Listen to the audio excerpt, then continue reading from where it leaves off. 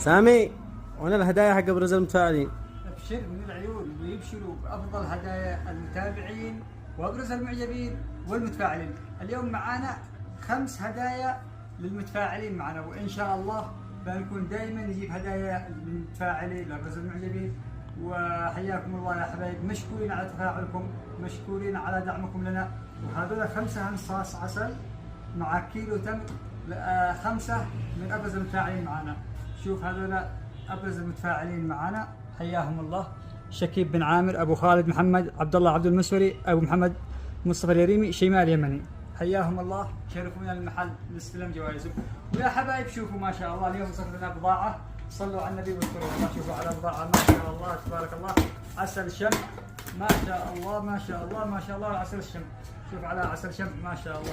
خلينا نطلع لكم عينه من عسل الشم هذا، تشوفوا على بضاعه ما شاء الله طيبه، ذهب، سبائك ذهب. هذه البضاعه سبائك ذهب وصلت لنا ما شاء الله جديده.